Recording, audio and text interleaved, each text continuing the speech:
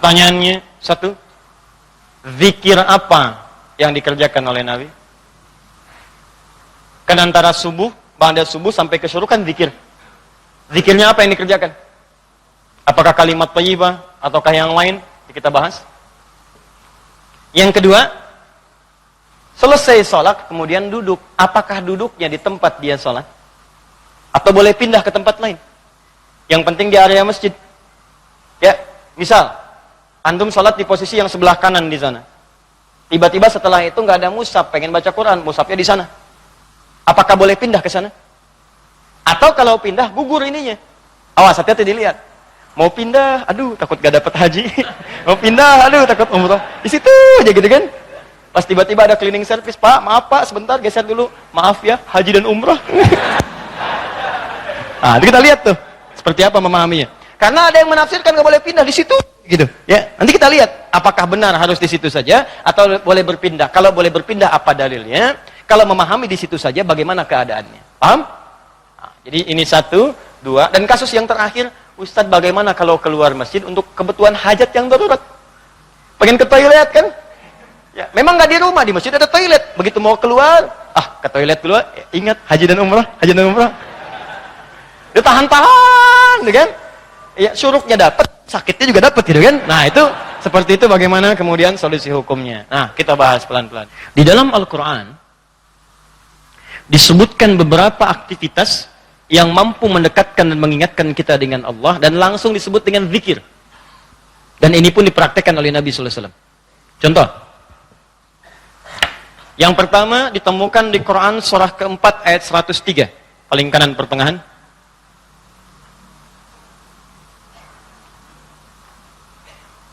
Fa idza qadaytumus salata fadhkurullaha qiyaman wa qu'udan wa 'ala junubikum. Maka jika Anda telah tuntas mengerjakan salat, maka segeralah berzikir kepada Allah Subhanahu wa taala. Di amalan sunnah pasca salat berzikir, zikir dulu. Bisa Anda kerjakan kalau buru-buru ya sambil berdiri, berjalan. Jadi waktu umum ya. Misalnya ini Anda sudah salat zuhur nih harus ke kantor, ya, dikejar-kejar langsung berangkat lagi. Tapi kan Anda buru-buru keluar pun kan tidak mengganggu Anda untuk mengucapkan kalimat-kalimat zikir. Misalnya apa? Nabi mengamalkan pasca salat hadis riwayat Muslim, nomor hadis 571. Hadis riwayat Muslim. Nomor hadis 571. Setiap selesai salat Nabi mengatakan, perhatikan kalimatnya, astaghfirullah, astaghfirullah, astaghfirullah. Allahumma antas salam, wa minkas salam, tabarakta ya dzal jalali wal ikram. Apa Anda nggak bisa sambil keluar mengucapkan astaghfirullah, astaghfirullah, astaghfirullah? Di kata Al-Quran, sesibuk apapun Anda, begitu selesai sholat apa nggak bisa sambil jalan astagfirullah, astagfirullah, astagfirullah. Daripada Anda keluar membicarakan sesuatu yang tidak penting. Bahkan nggak berkata apa-apa, jalan aja. Mendingan pakai zikir kan? Astagfirullah, astagfirullah, astagfirullah. Allahumma antas salam, minkas salam, tabarakta ya dzal jalali wal ikram. Hadis Muslim, nomor hadis 573. La ilaha illallah wahdahu la syarika lah. Lahul mulku wa lahul hamdu wa huwa ala kulli syai'in qadir. Ya, kalau Anda misalnya nggak terlampau sibuk, silahkan sambil duduk. Nah, konteks tadi setelah selesai menunaikan salat subuh, antum pengen berzikir dulu, maka jenis zikir yang pertama adalah mengucapkan kalimat-kalimat thayyibah. Kalimat thayyibah.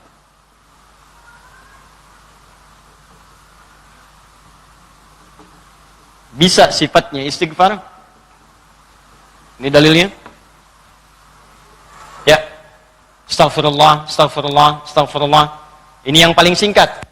Mau yang agak panjang, Astaghfirullahaladzim, alladzi la ilaha illa huwal hayyul qayyum wa natubu ilaihi. Silakan. Ya, kalau mau yang paling singkat, astaghfirullah, astaghfirullah, astaghfirullah. Sambungkan Allahumma antas salam, minkas salam, tabarakta ya dzal jalali wal ikram. Tambah lagi dengan kalimat-kalimat tauhid. La ilaha illallah wahdahu la syarika lahu, mulku wa lahul hamdu wa huwa ala kulli syai'in qadir. Kalau mau ditambahkan yang lebih lengkap ada la ilaha illallah wahdahu la syarika lah, lahul mulku wa lahul hamdu yuhyi wa yumiitu wa huwa ala kulli syai'in qadir. Singkatnya kalimat tauhid. Nah, ini masuk dalam kategori kalimat thayyibah. Ini. Dalilnya yang ini. Hadis Muslim, wal hadis 573. Boleh selesai menunaikan salat subuh, salam ke kanan dan ke kiri, antum mulai berzikir dengan kalimat thayyibah, astaghfirullahalazim, astaghfirullahalazim, atau kalau mau singkat astaghfirullah, astaghfirullah, astaghfirullah. Kan? Baik, teman-teman, ingat baik-baik ya. Karena zikir itu definisinya segala aktivitas yang membuat kita dekat dan ingat kepada Allah. Jadi ketika mengucapkan kalimat ini bukan sekedar diucapkan di lisan. Kalau cuma diucapkan jangankan antum. Anak-anak antum yang 5 tahun, 4 tahun belum balik pun bisa. Apa bedanya bacaan antum dengan bacaan mereka? Sambil ingat Allah. Sambil diingat. Astagfirullah. Apa artinya astagfirullah? Ya Allah, ampuni saya. Saya minta ampun. Ada dosa yang dilakukan, dosanya disebut dengan zambun. Sifat Allah yang mengampuni disebut ghafir. Ghafir. Muncul surat ke-40, namanya surat ghafir. Baca ayat yang ketiga, kata ghafir disandingkan dengan zambun. Ghafiriz zambi wa qabilit taubi. Allah punya sifat ghafir. Ghafir pemilik ghafar, ampunan. Allah mengampuni orang berbuat dosa. Kalau Anda pengen minta ampun, ucapkan astagfirullah. Istighfar itu permohonannya. Istighfar permohonan ampun, ucapannya astagfirullah, ampunannya ghafara ghufran, yang punya ampunan ghafir. Kata Allah, saya ghafir. Quran surah 40 ayat 3, ghafiriz dzambi, minta ampun, hei yang punya dosa, minta ampun kepada saya. Ketika engkau minta, saya akan ampuni. Saya tanya pada antum, siapa yang nggak punya dosa? Yuk angkat tangan. Ayo nggak usah malu, angkat aja, saya pulang. Kalau nggak punya dosa bersih kan? Nah, kalau Anda merasa banyak dosa, diberi peluang habis sholat, istighfar, istighfar. Makanya ketika istighfar, jangan cuma diucapkan, coba rasakan punya dosa apa sampai hari itu, dosa apa. Jadi begitu selesai subuh ingat, dosa pada orang tua, dosa pada pasangan, suami pada istri, istri pada suami, dosa pada anak-anak. Anak-anak orang lain aja yang nggak punya mobil, nggak punya motor, bisa mendidik anaknya hafal Quran, sholatnya bagus. Masa antum udah banyak fasilitas ke masjid? Enggak, jemaah, enggak, bangun terlambat. Antum kurang apa lagi untuk mendidik anak dengan baik? Maka istighfari. Jangan-jangan anak itu nggak soleh bukan karena dia nggak mampu, karena antum nggak bimbing mereka. Makanya antum akan ditanya tuh, jangan dikira mudah punya titipan anak. Jangan dikira mudah, antum akan ditanya. Kenapa ini nggak sholat? Nanti akan ada terjadi di hari kiamat, ini sahih riwayatnya, akan terjadi di hari kiamat. Nanti ada orang tua hampir ke surga, anaknya mau ke neraka, dan dia menyatakan keberatan di hadapan Allah. Begitu menyatakan keberatan, ternyata dosanya dosa orang tua. Anak itu tuh nggak menyembah Allah dengan baik karena dosa orang tuanya. Maka tertukarlah anaknya ke surga, orang tuanya ke neraka. Hati-hati. Dan ada juga yang terbalik. Orang tua ke neraka, anaknya mau ke surga. Orang tua menyatakan keberatan kepada Allah. Dan nanti kejadiannya sangat luar biasa. Nanti lain waktu kita akan bahas. Cukuplah ada banyak keterangan dalam Al-Quran. Ada yang bapaknya Nabi, Rasul bahkan, punya anaknya ada yang suami, istrinya nggak taat. Ada yang istrinya solihah, suaminya nggak. Seperti Asia dengan Fir'aun. Ada yang suaminya bagus, istrinya nggak. Banyak seperti Lut dengan istrinya. Ada yang bapak, anak dengan istri nggak taat. Seperti Nuh. Itu bukan dongeng, itu kisah disampaikan supaya kita bisa hati-hati. Seakan-akan Allah mengatakan begini, cukup aja orang-orang masa lalu begini, kalian jangan begitu. Saya buka kisah seperti ini supaya keluarga kalian selamat. Makanya istighfarin. Istighfar, sambil istighfar, lumayan tuh begitu istighfar, dosa diampuni. Belajar nangis lah, kalau istighfar tuh belajar nangis. Gak bisa nangis, nangis. Gak bisa nangis, besoknya nangis. Gak bisa nangis juga, tangisi diri Anda yang belum bisa menangis. Bismillah. Ingat mungkin saat itu diwafatkan oleh Allah. Ingat. Bagaimana kalau saat itu wafat, anak Anda belum baik, istri Anda belum baik, dan Anda akan dihisab dalam keadaan sesuatu yang belum sempurna dalam kehidupan. Ya. Kemudian juga zikir. Bisa jadi juga bacaan Al-Quran. Baca Al-Quran. Termasuk kategori zikir. Dalilnya Quran, surah ke-15 ayat 9. Al-Quran disebut oleh Allah dengan zikir. Inna nahnu nazzalna dzikra wa inna lahu lahafizun. Sungguh kami turunkan Al-Quran sebagai zikir, kata Allah. Hal yang mampu mendekatkan seseorang dengan Allah. Makanya kalau antum sedang baca Al-Quran, bukankah perasaan Anda merasa lebih dekat dengan Allah? Ya, kalau nggak percaya silahkan. Lebih dekat gitu. Nah, kalau sudah semakin dekat hubungannya dengan Allah, jangankan baca, dibacain aja punya getaran dalam jiwanya. Ya, buka Quran surah ke-8 misalnya. Ya, Al-Anfal ayat kedua. Kata Allah, innamal mu'minuna alladzina idza dzukirallah, zikir. Idza dzukirallahu wajilat qulubuhum. Orang-orang yang imannya bagus itu baru dengar nama Allah disebut getaran dalam jiwanya. Makanya kalau pengen ngecek iman, sedang dekat tidak dengan Allah, gampang. Setiap hari Allah perdengarkan namanya 5 kali dalam sehari. Ketika namanya disebutkan itu, antum ada nggak getaran dalam jiwanya? 5 kali dalam sehari. Subuh, zuhur, asar, maghrib, isya. Allahu Akbar, Allahu Akbar. Bukankah nama Allah? Jika antum sedang dengar suara adzan, itu nama Allah diperdengarkan. Ada getaran nggak di hatinya? Yang imannya hebat itu belum diperdengarkan dia udah siap-siap. Sebenarnya adzan zuhurnya itu jam 12:08. Kok bisa jam 11 udah siap-siap? Padahal mandi dulu, wudu dengan sempurna, berangkat ke masjid. Itu tandanya imannya luar biasa. Ada orang yang saat dipanggil baru ingat, Allahu Akbar, Allahu Akbar. Ya Allah, sudah masuk zuhur, siap-siap. Imannya standar. Standar. Itu yang biasa. Begitu dipanggil ingat.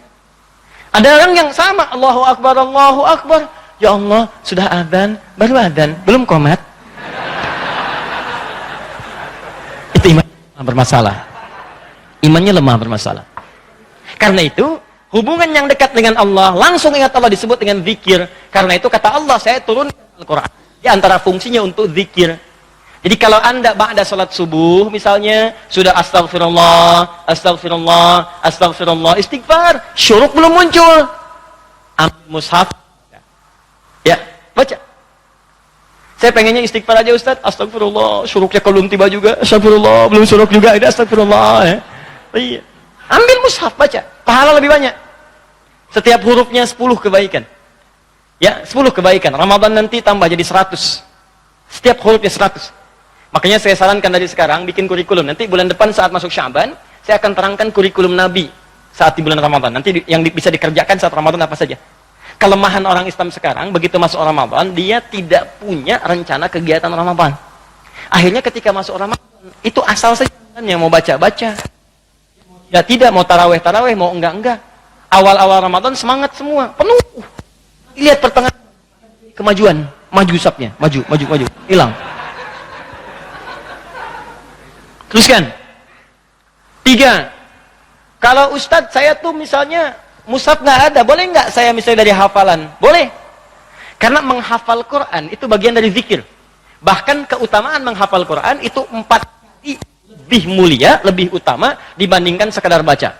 Itu ditemukan di Quran surah ke-54. Quran surah ke-54 4 kali, ayat 17, ayat 22, ayat 32 dan ayat ke-40. 17, 22, 32 dan 40. Yang ini menghafal atau mengulang hafalan. Misal, Nabi begitu selesai salat sudah berzikir kalimat thayyibah, maka beliau biasa membaca teman-teman itu 4 surah utama. Pertama, yang surah kedua Al-Baqarah ayat 255, dikenal dengan ayat kursi. Allahu la ilaha illa huwal hayyul qayyum la ta'khudhuhu sinatun wa la naum. Seterusnya sampai selesai. Setelah itu membaca Al-Ikhlas, qul huwallahu ahad. Setelah itu membaca Al-Falaq, qul a'udzu birabbil falaq. Setelah itu membaca An-Nas, qul a'udzu birabbin nas. Kalau Anda ingin memilih seperti bacaan Nabi, boleh. 4 ini dibaca. Ayat kursi, Al-Ikhlas, Al-Falaq, An-Nas. Kalau Anda ingin mengulang-ulang hafalan Anda, juz amma misalnya boleh. Baca misalnya, amma yatasaalun an-naba. Atau saya mulai dari ad-duha, boleh. Wad-duha, wal-laili idza saja. Terus baca. Sambil menunggu syuruk, sambil mengulang-ulang hafalan. Sah. Zikir. Teruskan, ada juga bentuknya doa. Doa bagian dari zikir. Doa. Dari mana taunya Ustaz? Quran surah ke-7 ayat 205. Praktek nabinya bagaimana Ustaz? Hadis riwayat Ibnu Majah nomor hadis 925. Di saat Anda berdoa, itu Anda sedang berzikir. Ya, makanya kan ketika Anda berdoa, Anda merasa lebih dekat dengan Allah kan? Ya, merasa nyambung gitu. Ya, perhatikan kalimatnya. Ketika Anda berdoa disebutnya zikir. Wadhkur rabbaka darru'an wa khifatan wa dunal jahri minal qaul. Kata Allah, kalau Anda sedang punya masalah, ada persoalan, jangan mengeluh. Jangan mengeluh, apalagi bikin status, nggak menyelesaikan masalah. Ada masalah, bikin status. Dia tidak seperti yang aku kira. Selesai juga enggak. Terus nungguin komentar, itu paling kasihan tuh, nungguin gitu. Aduh, kasihan, belum ada yang komen. Ya, udah 2 jam baru muncul. Kenapa Jeng? Gitu kan, baru dijawab. Iya, gelisah hati ini. Muncul lagi komen yang lain. Duh, nggak nyangka ya, nyangka. Capek, nggak selesai. Masalah selesai? Tidak, cuma nambah masalah aja.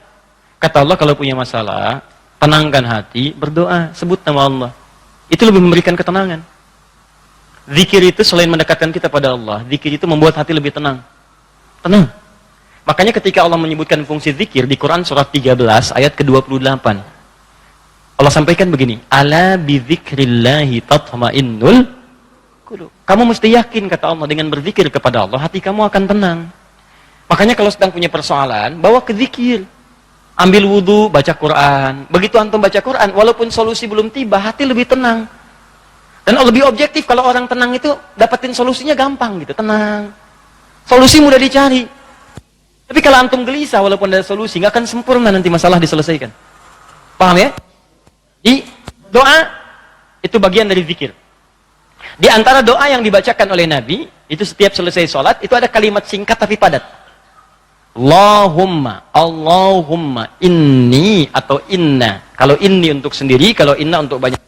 Allahumma inni as'aluka ilman nafi'a, wa rizqan thayyiba, wa amalan mutaqabbala. Ya Allah, hamba mohon kepadamu, anugerahkan hamba pengetahuan yang bermanfaat. Pengetahuan yang bermanfaat itu pengetahuan yang bisa meningkatkan wawasan dan menguatkan iman. Itu rumusnya di Quran surah 58 ayat ke-11. Jadi kalau teman-teman ngaji dengan siapapun, ustadz manapun, di tempat manapun, ukurannya dua. Wawasannya bertambah enggak? Awas hati-hati, kalau ngaji tapi wawasan enggak bertambah, itu ada sesuatu yang salah di pengajiannya. Ngaji cuman ketawa aja gitu kan? Ya, tapi enggak jelas dapatnya apa. Yang paling aneh ngaji, yang dicari-cari jin, ya kan? Atau apa, itu paling aneh itu. Apa yang didapatkan? Terus nambah hari ini, sholat, ngaji ke pengajian sholat, dapat tambahan wawasan. Oh begini cara takbir yang baik, bisa sejajar dengan bahu, bisa sejajar dengan daun telinga, ya kakinya terbuka selebar bahu, badannya tegap. Jadi begitu antum praktekan, punya tambahan wawasan, kepake dalam ibadah. Oh begini cara sujud yang sempurna, ajari. Itulah yang disebut dengan teman-teman, iman yang ilmu yang baik. Yang kedua, imannya meningkat, lebih dekat dengan Allah. Jadi kalau antum ngaji dimanapun, di antara cirinya wawasannya luas, tapi keimanan pun bertambah. Karena ada orang yang belajar Islam Pak, cuman keimanannya makin berkurang. Itu yang paling aneh tuh orang-orang liberal. Belajar Islam ke Eropa, belajar Islam ke Amerika, pulang-pulang konslet. Betul ya, semua agama sama, menuju Tuhan yang sama, cuman caranya beda-beda. Ente ini aneh, belajar Islam pada orang yang bukan Islam. Belajar sholat pada orang yang tidak sholat, ya bagaimana bisa mendapatkan nilai-nilai sholat dalam kehidupan? Makanya pulang-pulang pada aneh. Hargailah hak LGBT. Banyak akhirnya, jadi penyakit akhirnya gitu kan. Nah, dan kita doakan dengan baik, arahkan pada yang baik. Jadi kalau ada yang kurang-kurang tuh kita doakan. Ya buang dulu celaan-celaan. Yang kalau mau dicela itu perbuatannya, bukan orangnya. Celak perbuatannya, kemudian doakan kepada yang lebih baik. Karena boleh jadi dia bisa berubah dalam kebaikan. Paham sampai sini? Jadi demikian teman-teman sekalian. Ya, doa isi. Kemudian di situ awas hati-hati ya, dua ya cirinya ya. Satu, imannya menguat, kedua wawasan bertambah. Termasuk pengajian saya ini ya, kalau saya mengajar dimanapun, tidak membuat Anda lebih dekat dengan Allah, tolong tinggalkan saya. Anda cari guru lain. Cari guru lain, cari yang baik-baik. Yang membuat Anda lebih dekat dengan Allah. Atau Anda lebih dekat dengan Allah, cuman sayang, wawasan gak bertambah, itu pun bahaya. Ibadah gak cukup dengan semangat. Ya Allah, saya banyak dosa, saya pengen berubah ya Allah. Saya semakin kuat imannya, besok saya sholat subuh 4 rakaat. Gak bisa. Ya. Jadi iman kuat tapi wawasan gak ada gitu. Begitu sholat subuh 4 rakaat, itu kan bahaya. Ya, paham ya?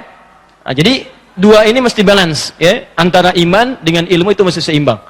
Tayyib. Fokus baik-baik. Satu, kita ulangi apa saya tadi, satu kalimat thayyibat. Yang kedua, bacaan Al-Qur'an, kan? Yang ketiga, baca hafalan ayat-ayat Al-Quran. Yang keempat, doa. Yang kelima, menyebutkan nama-nama Allah atau Al-Asma'ul Husna. Boleh, itu zikir. Ustadz, apa dalilnya? Dalilnya Quran surah kedua ayat 152 ditafsirkan dengan Quran surah ke-17 ayat 110. Quran surah kedua ayat 152 paling kanan sebelah bawah ditafsir dengan Quran surah 17 ayat 110 paling kanan di pertengahan. Ini bagian terakhir. Quran surah kedua ayat 152 Allah minta fadhkuruni, kata Allah, zikir, sebut aku, sebut aku, sebut aku. Sebut nama Allah. Orang-orang yang sering menyebut Allah maka akan disebut-sebut namanya oleh Allah. Indah ya. Antum aja nama disebut-sebut di TV, senangnya luar biasa kan? Wah, Pak Asep adalah jamaah subuh yang sangat luar biasa. Datang ke Masjid Nurul Bahri, jam 3 sudah di masjid, masuk tayangan Anda. Tapi memang disayangkan jam 3 sudah adzan Pak Asep, ya kan? Tapi kan antum enak, ya disebutkan di TV tersanjung, ya disebutkan di komplek tersanjung. Kenapa antum tidak merasa tersanjung ketika nama antum disebut-sebut oleh Allah Subhanahu wa taala? Kata Allah, "Fadhkuruni adzkurkum." Sebut namaku. Ketika engkau menyebutku, aku akan sebut-sebut namamu. Maka ada hamba-hamba Allah yang disebut oleh Allah, si fulan, si fulan, si fulan, si fulan. Ya, di antara yang disebut itu ada 2. Siapa? Orang-orang yang sering menyebut nama Allah, khususnya terkait dengan nama-namanya yang mulia. Dari mana taunya? Tafsirkan dengan Quran surah 17 ayat 110. Perhatikan kalimatnya. Kata Allah, "Qulidullaha." Panggil aku Allah. Sebut. Minta. Ada masalah, ada doa, ada masalah, ada solusi, pengen nyebut Allah, sedang punya persoalan, sebut. Kata Allah, panggil namaku Allah. Awilur Rahman atau Ar-Rahman. Di paling singkat kalau Anda sedang ada masalah, pengen solusi, atau pengen menyebut nama Allah, sebut ya Allah, ya Allah, ya Rahman. Tapi Allah tawarkan begini, ayyamma tad'u falahul asma'ul husna. Ketika engkau ingin memanggilku, menyebutku, aku punya nama-nama terbaik yang sangat sesuai dengan kebutuhan kalian. Di teman-teman bisa sebutkan, misal Anda di pagi itu berharap rezeki pengen ditambah oleh Allah. Sebut, ya Allah ya Razzaq, ya Allah ya Razzaq, ya Allah ya Razzaq, ya Allah ya Razzaq. Allahumma zid fir rizqi, Allahumma rzuqni rizqan thayyiban halala. Ya Allah ya Razzaq, ya Allah pemilik rizki, zidni fir rizqi, ya Allah tambahkan rizki saya. Allahumma rzuqni rizqan halalan thayyiban. Berikan rizki kepada saya yang halal dan yang terbaik yang mampu saya dapatkan. Anda sedang punya persoalan, sebut namanya, ya Allah ya Al-Fattah, ya Al-Fattah, ya Al-Fattah. Iftah li kullil khair. Ya Allah ya Al-Fattah yang pemilik segala solusi, bukakan kepadaku solusi terbaik dari setiap persoalan yang aku alami sampai dengan saat ini. Anda ada yang ganggu di pekerjaan, ada yang sedang usil iseng, sebut ya Allah ya Jabbar, ya Jabbar, ya Jabbar, ya Malik. Ya Malik, ya Rabb, ya Malik, Allahumma ya Jabbar. Ya Allah yang Maha Pelindung. Raja dari segala raja, lindungi aku dari tangan-tangan orang-orang yang jahil. Anda sedang banyak ujian, sebut ya Allah ya Sabar, ya Sabar, ya Sabar, ya Sabar. Zidni sabra. Ya Allah yang Maha memiliki segala sifat kesabaran, tolong tambahkan kesabaran pada diriku untuk bisa mampu mengatasi ujian yang tengah engkau ujikan. Anda yang sedang mau ujian, ya Allah, Allahumma ya Alim, ya Alim, ya Alim, ya Alim. Alimni ya Allah ma jahiltu, wanfa'ni bima ta'allamtu, wa najihni fi imtihani ya Allah bima radit. Ya Allah yang Alim, yang Maha pemilik ilmu, tambahkan ilmu kepadaku. Ajarkan apa yang belum aku ketahui, berikan manfaat pada apa yang telah aku pelajari, dan luluskan aku dalam ujian yang akan aku alami. Indah, minta, minta, minta. Kata Allah, "Udhkurni, fadhkuruni adzkurkum." Sebut saya, aku sebut kamu. Engkau panggil namaku dengan nama terbaikku, aku berikan kemuliaan sesuai dengan apa yang kau butuhkan. Cukup Pak, 5 ini kerjakan habis subuh, selesai. Astaghfirullah, astaghfirullah, astaghfirullah. Allahumma antas salam. Habis itu baca Quran. Baca Quran diulang. Ya, ayat kursi, ayat kursi, ayat kursi, Al-Ikhlas, Al-Falaq, An-Nas. Habis itu kemudian antum berdoa, habis doa sebut nama Allah. Begitu lihat jam 8. Pip bunyi, waktu syuruk muncul, gitu kan? Kan sekarang udah zaman digital kan? Zaman digital. Ya, ngitungnya gampang kok, biasanya itu kalau dari subuh teman-teman dari waktunya itu 1 jam, 1 jam setengah itu udah masuk syuruk. 1 jam lah. 1 jam. Jadi kalau sekarang kurang lebih jam 5 misalnya, yaitu 1 jam kemudian, terus 1 jam lewat 10-15 menit sudah masuk ke syuruk. Ya, jadi begitu sudah masuk syuruk, ya antum tunaikan salat 2 rakaat. Ada yang nunggu dulu 5 menit supaya lebih aman misalnya, silakan. Gak ada masalah. Tunggu 5 menit selesai, tunaikan salat 2 rakaat. Begitu salat sujud lamain. Ya Allah, dekatkan aku kepadamu. Ya Allah, jadikan aku terhubung dengan ridha-Mu. Ya Allah, berikan aku kemuliaan-kemuliaan. Sekalipun belum haji, berikan pahala haji dan umrah kepadaku. Masya Allah. Ya, begitu antum selesai, salam, dapat senilai haji dan umrah. Luar biasa. Begitu dapat, keluar masjid, meninggal dunia. Luar biasa. Pahala surga lah seperti itu. Ya, sudah belajar, sudah berdoa, sudah istighfar, keluar masjid, meninggal. Mau seperti itu? Nanti habis tadi, insya Allah ya.